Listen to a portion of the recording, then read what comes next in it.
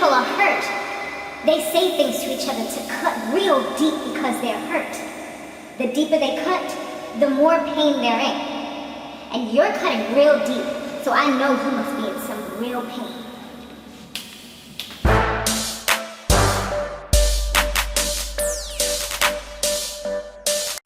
Samore Love Bugs, you have now tuned in to my Real Housewives of Atlanta recap. Guys, be sure to subscribe if you have not yet done so. Also, be sure to share this video wherever you like to share videos. And don't forget to give it that good old thumbs up if you are thumbs up and you like this video. I know we had the AMAs on, but I actually just recorded the AMAs. I watched a good portion of it, maybe like 1/3 of it, not even a good portion. I watched a little bit of it, and then I was just like, let me go ahead and do my Real Housewives of Atlanta recap before I get too tired, and I'll just watch this while I'm editing because it's not that serious. And so now let's go ahead and talk about this episode. There was shade being thrown left and right, honey. I was like, oh, okay. Even the title was what? Party in a Sweatbox. I was like, that's hilarious. So let's go off and we're going to start right from the beginning. Phaedra, she takes Porscha to the poop doctor. Get all the crap out of her backside. Make sure she's nice and clean and refreshed. And she was like, I ain't doing this again. And it's crazy how Miss Phaedra is just able to sit there and have a conversation with her like it's nothing. Like they just sitting down getting their nails done. I'm like, doesn't it stink just a little bit of nail? Don't you smell booty and crap? And that's like sitting with somebody in the toilet, in the bathroom. I mean, unless it was my job to like work and clean somebody's doo, I couldn't see myself actually just, oh yeah, let me give you some moral support. Let me sit down. I mean, that's real friendship right there. That's your friend for life. You know what I mean? Phaedra, she asked Porscha, how would she feel if her friend took her ex's stuff and like had them in their garage holding it down, like their motorbikes and stuff like that. And Porscha's like, I wouldn't do that. I wouldn't feel good about that at all. And I'm like, that's exactly what Porscha wanted to hear. She just wanted somebody, I mean Phaedra wanted to hear. She just wanted somebody to be on her side so that she could be like, exactly. You know, and Kandi, she's acting like it's nothing. She's like, oh, it wasn't my fault. I didn't really know about it. I didn't think it was my place to tell.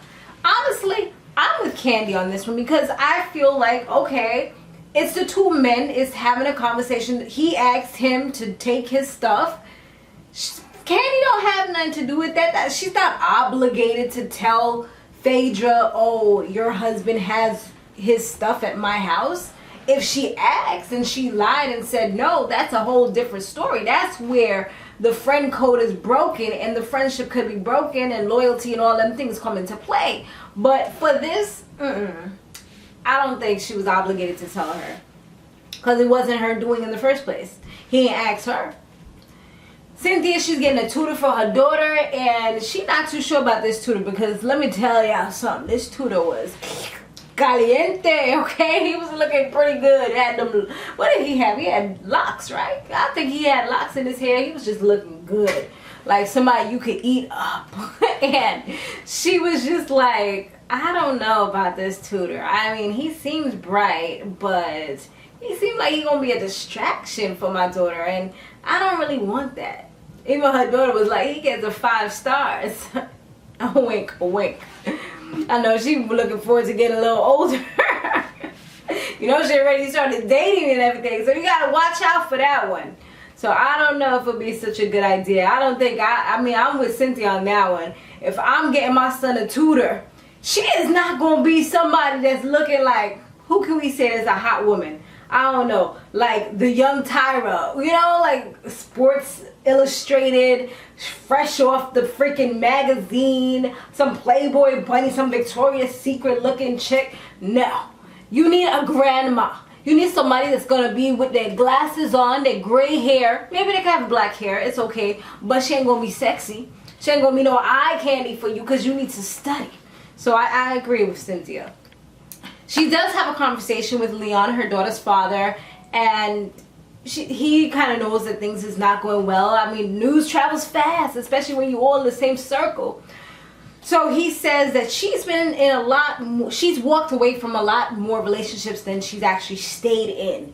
So this time around she's married. So he's like, you know, perhaps it's really worth fighting for, because this is something that you went the extra mile for. So you shouldn't just let it go so easy. So it kind of opens up her brain to think, you know, maybe he's right. Maybe I should give it another shot. Maybe I should hold on and try to fight for this and see if we can really come to some type of remedy. And I think in Atlanta, I mean, I'm not too sure, but it looks like Atlanta is kind of hard to get divorced anyway. So she might as well do what she got to do and try to go to counseling or something so they can work it out. I think they did go to counseling. They started doing pretty well. But now this whole little videotape, she's just embarrassed, especially after last season, she was throwing shade at everybody else. It's like, now look at you, you know, you can't, that's why you can't throw stones in people's place, because you never know when they're gonna backfire and come back on you. And if your foundation is not built strong enough, it's gonna crumble. Kenya Moore, she is about to have a hot event, honey. Hot. Y'all know why I'm laughing. Anyway, this is supposed to be hot. She wanted to be better than Cynthia's. So she booked the same person that did Cynthia's thing. And she's like, you know what? I just wanted to be a whole nother level higher. You know what I mean? So that's what she does. She has Marlo come with her to look at the venue that she's supposed to be having. And she's just hoping that everything goes well. She says she wants the air conditioner to be on blast because she'd rather them be cold than to be hot. Yeah, because, I mean, I don't know. I really like being hot, but not at events. Because at events, you know, you don't want all your underarms, especially if you don't got one of these on, like something strapless or something like that. You're going to see all that sweat, especially me. I sweat like a dog, so I don't know. But then again, I don't want to be cold if I'm wearing something skimpy, because then I'm be like, you know, so it's like, which one do you really want? It kind of depends on the person, I guess. So anyway, she wants to have her event and looking good. And then they also talk about the whole Kenya and Sheree situation. And Sheree, Kenya is just like, oh, I don't even know what happened. What the hell you mean you don't know what happened? You was the one who started everything. You was the shade princess. And for like no reason. It's like sitting down and then all of a sudden somebody comes up to you and said, you're ugly. Like, but what? Where did that come from? I'm sitting down. I don't even know you like that. Where you coming from? Why you coming at me like that? That's the kind of vibe that she threw off. You know what I mean? And so then I like Marlo because Marlo keeps it real. Marlo is like, you guys don't have any etiquette at the end of the day.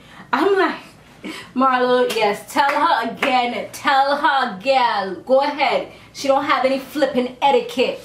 So when she tells her that, they just have like their little conversation or whatever. But I don't know. For some reason, I don't feel like their friendship is going to really and truly last.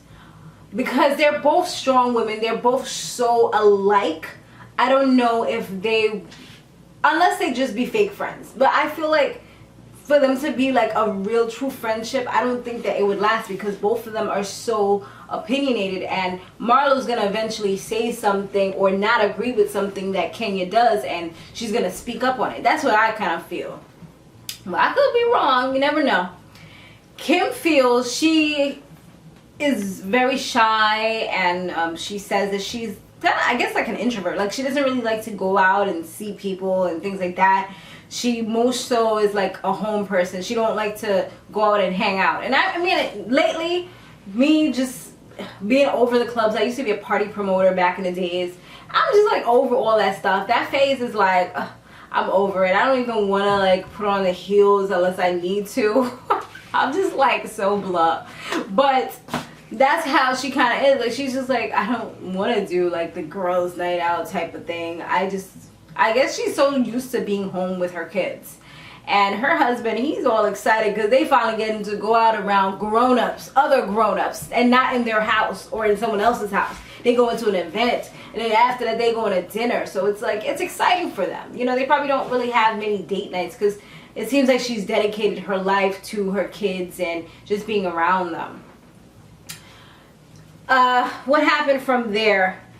When they had the event, everybody's all there, even people that you wouldn't think would be there, like Sheree's there and Kandi's there and Porscha's there, and you know, all these people ain't her real true friends. They not her ride or dies, anything like that, but they got invited, so they like, I'm gonna come out.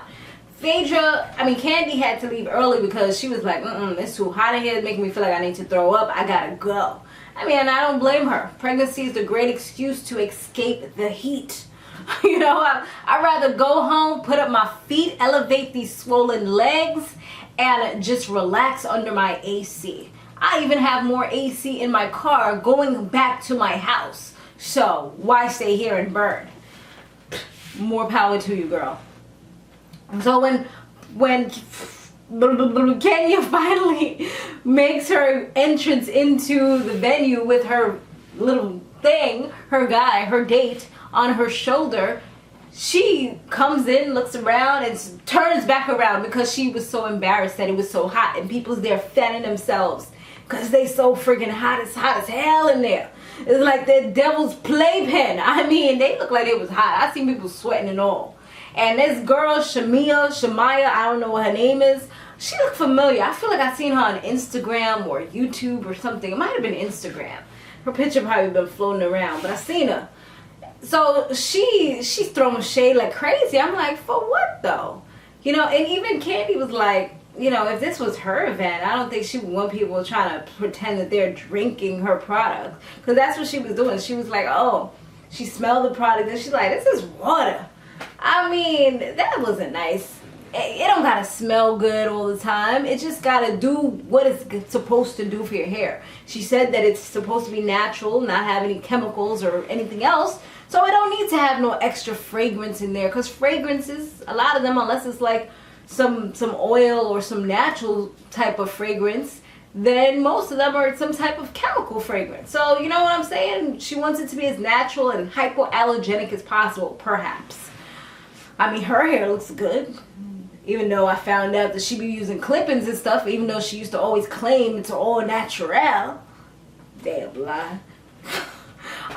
You know who else was throwing some shade too? Sheree. And I had to say in my head, like, hold up, honey, hold up. Because she's like, oh, I can't trust that Kenya more because she wears contacts and it's 2015.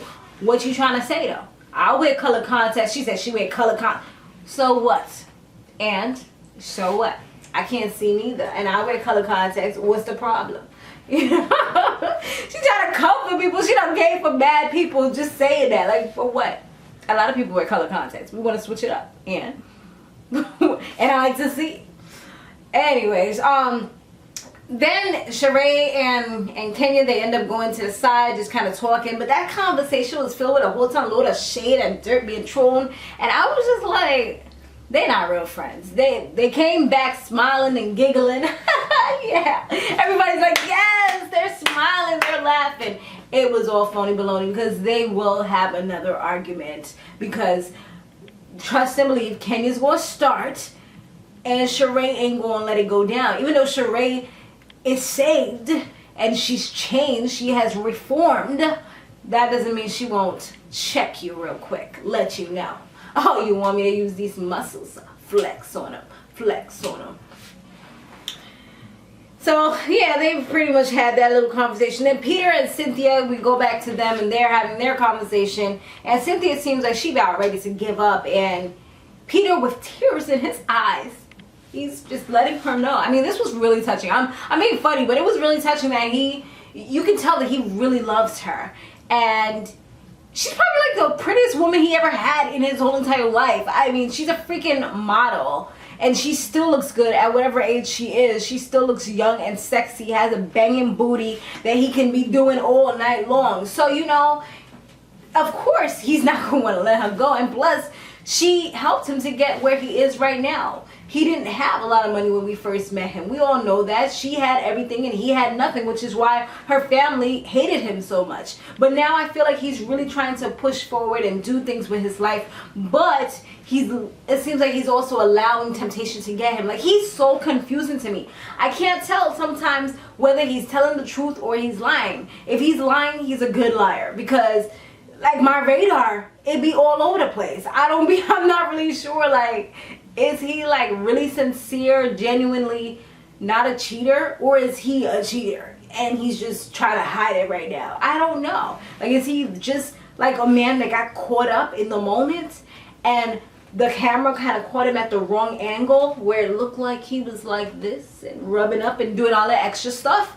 Or did it really happen? I don't know. You got the good stories. So he does tell her that at the event, her event, he was twisted. He was lit, okay? And she says, well, you know, they